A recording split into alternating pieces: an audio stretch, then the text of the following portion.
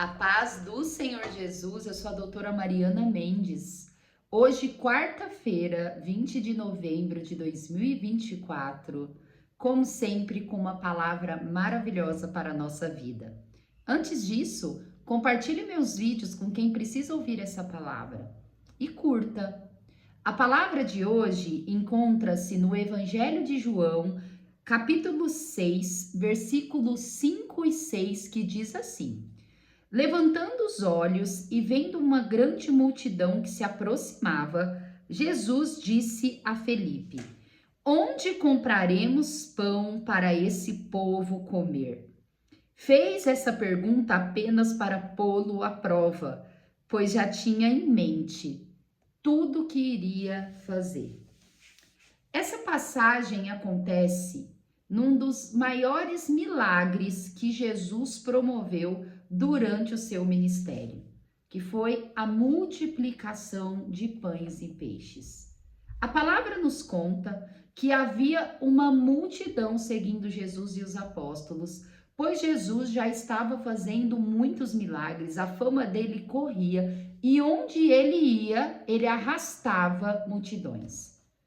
Quando avista aquela multidão, onde os historiadores dizem que tinham por volta de 5.000 homens, sem contar as mulheres e as crianças.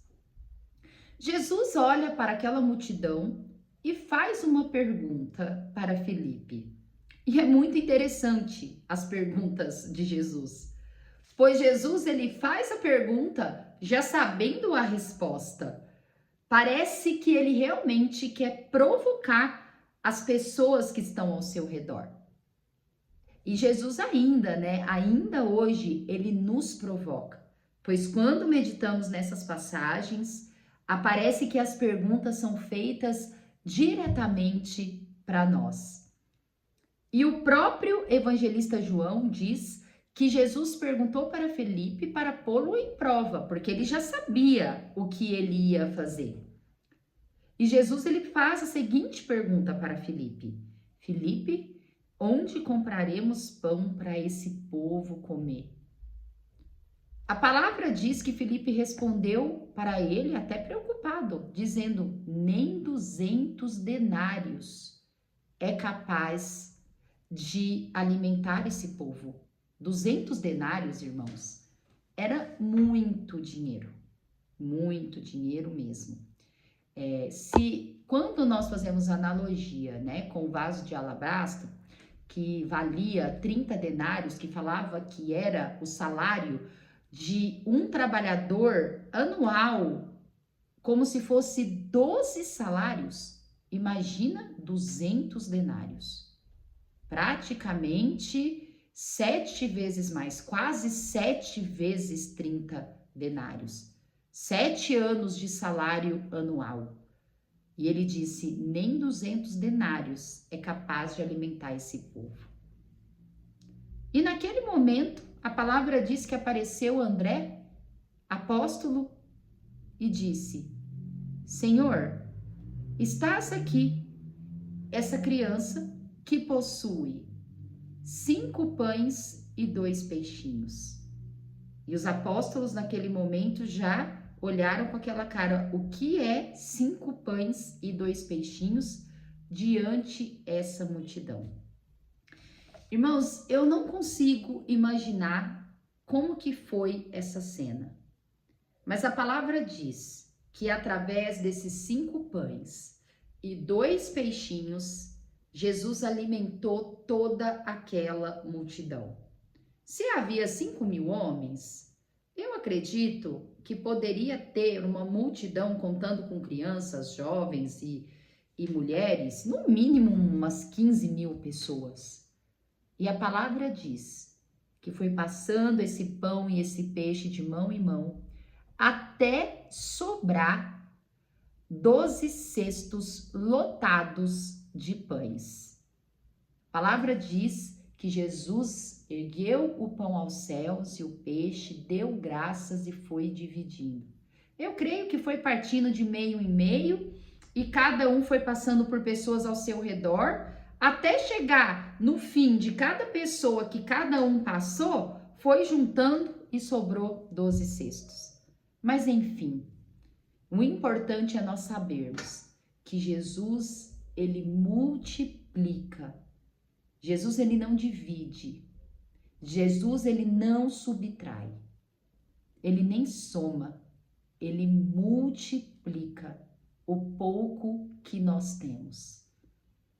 Quando eu medito nessa passagem, eu percebo que muitas vezes nós temos tão pouco e nós aproveitamos desse pouco para murmurar, para reclamar, para desdenhar. É por isso que eu não tenho, o outro tem. Olha a situação da minha família, meus pais não têm nenhum carro, olha o emprego que eu só tenho um salário. Mas Deus, Jesus, ele pode fazer tanta coisa através do pouco que nós temos. Jesus, ele mesmo disse que ele veio para dar vida. Ele veio para dar vida em abundância. Nós não temos que olhar Jesus com a limitação que eu e você tem. O pouco que nós temos nas mãos de Jesus, ele multiplica, irmãos. Talvez se você me dá o pouco que você tem, a gente vai subtrair, a gente vai diminuir, vai passar uns dias, nada tem. Mas quando nós entregamos o nosso pouco para Jesus, Jesus, ele tem a capacidade de tornar toda aquela escassez da nossa vida em abundância. Que palavra maravilhosa, que palavra de motivação. Irmãos, vamos começar a pegar o pouco que a gente tem na nossa vida. Talvez o nosso dinheiro é pouco, o salário é pouco, talvez o mantimento é pouco, mas nós temos que pegar esse pouco e colocar na mão daquele que é capaz de fazer infinitamente mais do que nós podemos imaginar. Nós estamos falando daquele que é Deus, que reina, que vive, que é presente na nossa vida e que ele é capaz de fazer coisas, de trazer à existência aquilo que não existe. Eu mesmo já vivi milagres de multiplicação na minha vida. Quando eu olho para a minha história, quando eu olho para o meu passado e pensava e fazia planos e almejava estar aonde eu estou hoje, irmãos, para mim era algo quase impossível. Mas Jesus, ele pegou a minha escassez, ele pegou o pouco que eu tinha e transformou em abundância. E através dessa abundância, de tijolinho em tijolinho, de passinho em passinho, eu consegui conquistar muitas coisas que talvez há 20 anos atrás eram apenas sonho, eram apenas planos. Vamos colocar o pouco que nós temos na mão de Jesus. Não vamos pegar esse pouco para reclamar, esse pouco para desdenhar, esse pouco para ser ingrato. Porque, irmãos, o pouco que a gente tem hoje, tem gente que tem menos. Sempre há uma pessoa que tem menos. É por isso que nós temos que ser gratos e pedir para Deus trazer o reino para o pouco que a gente tem, para Deus multiplicar os nossos pães e os nossos peixes, para Deus trazer abundância na nossa vida. É dizer, Jesus, eu aprendo com o teu evangelho, eu aprendo com a tua palavra, que o Senhor é o Deus que multiplica, o Senhor é o Deus que dá vida em abundância, o Senhor é o Deus que faz infinitamente mais do que eu posso imaginar. E com humildade nós pedimos para que o Senhor traga essa realidade para a minha casa, para a minha vida. Qual área da sua vida está em escassez? Qual área da sua vida que você enxerga apenas 5 pães e 2 peixinhos. Entrega para Jesus, que Ele fará o milagre da multiplicação dentro do teu coração, dentro do teu lar, dentro da sua vida familiar, dentro do seu trabalho, dentro das suas finanças. Pois nós não servimos um Deus de escassez, nós servimos um Jesus forte, um Jesus poderoso, que faz milagre e que veio para salvar a minha e a sua vida e fazer infinitamente mais do que podemos imaginar. Jesus, ele veio para acrescentar. Eu acho tão maravilhoso quando Jesus no Sermão do Monte fala assim: buscai primeiramente o reino dos céus e a sua justiça, e as outras coisas lhe serão acrescentadas. O Senhor, hora nenhuma, diz que a nossa vida aqui terrena é menos importante. Hora nenhuma o Senhor disse que talvez os alimentos que nós queremos ter, o carro que nós queremos ter, o salário que nós queremos ter é menos importante. Ele diz são as outras coisas. E uma vez que nós buscamos o seu reino, todas essas outras coisas podem ser acrescentadas na minha vida e na sua vida. Que palavra maravilhosa. A meditação de hoje diz assim: Deus tem abundância para você, mas você precisa fazer a sua parte. Qual que é a nossa parte, irmãos? Buscar a Jesus, buscar o reino dos céus, buscar a sua justiça, buscar ter relacionamento com Deus, buscar aumentar a nossa fé, buscar depositar a nossa confiança nos pés do Senhor, buscar o Senhor, buscar a dependência do Senhor, na sua integridade, na sua perplexidade, na sua magnitude, na sua soberania. O Senhor é Deus e Ele está no controle da nossa vida. E a nossa parte é reconhecer quem verdadeiramente Ele é.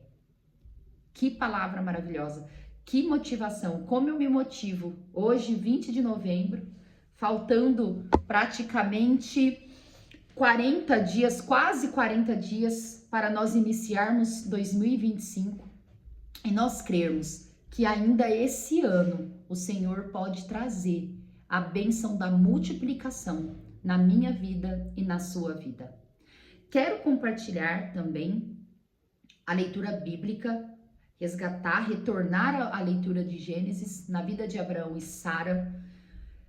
E para fechar com chave de ouro esse devocional que está motivador, que está encorajador, nós vamos meditar numa passagem maravilhosa, no momento mais feliz da vida de Abraão e Sara, que é o nascimento de Isaac, que está em Gênesis 21, e eu quero compartilhar a leitura que vai do versículo 1 ao 7, que diz assim: Visitou o Senhor a Sara, como lhe dissera, e o Senhor cumpriu o que lhe havia prometido. Sara concebeu e deu à luz um filho a Abraão na sua velhice, no tempo determinado de que Deus lhe falara. Ao filho que lhe nasceu, que Sara lhe dera à luz, pôs Abraão o nome de Isaque. Abraão circuncidou a seu filho Isaque, quando este era de 8 dias, segundo Deus lhe havia ordenado. Tinha Abraão 100 anos quando lhe nasceu Isaque, seu filho.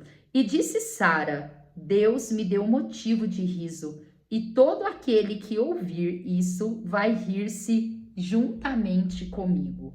E acrescentou: quem teria dito a Abraão que Sara amamentaria um filho? Pois na sua velhice lhe dei um filho. Glória a Deus por essa passagem. A história de Abraão e de Sara é uma história edificante. Irmãos, quando Paulo diz que nos resta a fé, né, o amor e a esperança, realmente Abraão ele tem que ser o pai da fé.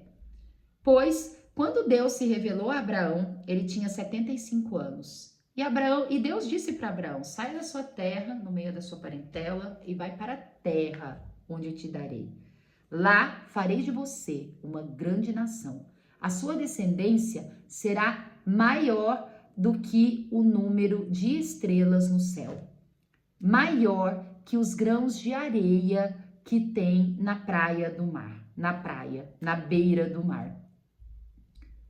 E Abraão, naquele momento, deve ter ficado intrigadíssimo, pois ele já era idoso, ele tinha 75 anos, Sara tinha 65 anos, ela era estéril, já sabidamente Sara não gerava, mas ele creu.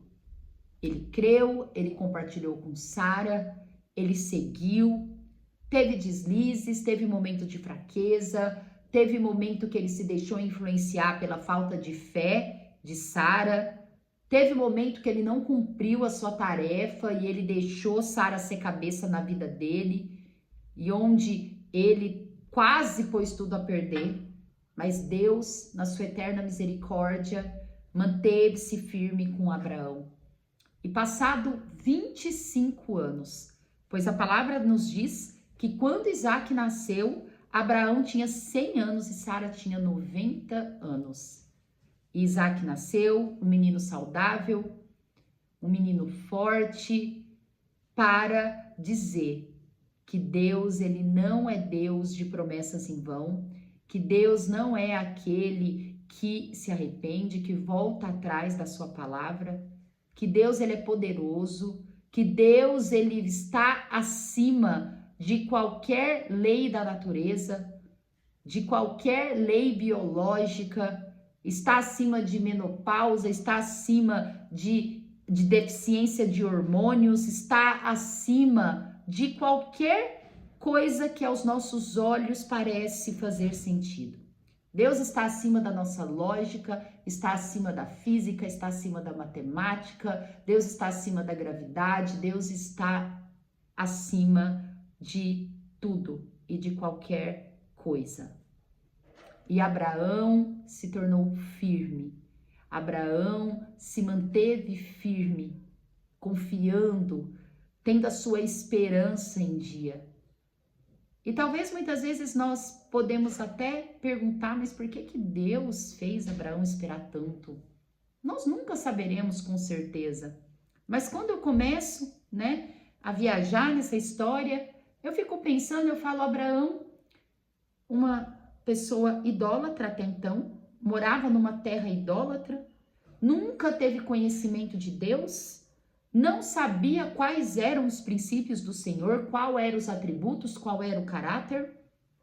Imagine se Deus dá um filho para ele a curto prazo, ele não saberia nem educar essa criança nos caminhos do Senhor.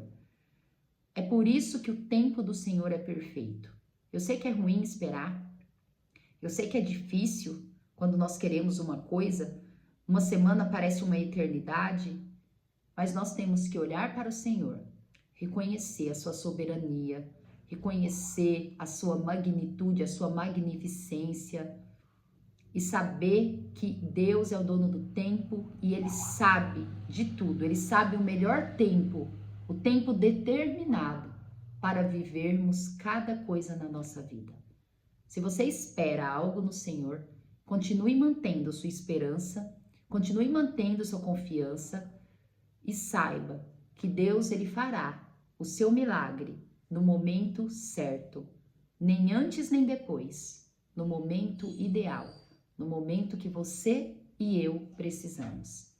Que essa palavra possa te dar ânimo, possa encorajar para que esses próximos 40 dias, últimos 40 dias do ano, sejam os melhores do nosso ano de 2024, que nós possamos estar com os olhos fixos em Cristo, crendo em suas promessas, crendo que Ele é uma rocha na nossa vida e vamos seguir confiantes que viveremos grandes coisas ainda esse ano. Amo vocês em Cristo Jesus, até amanhã.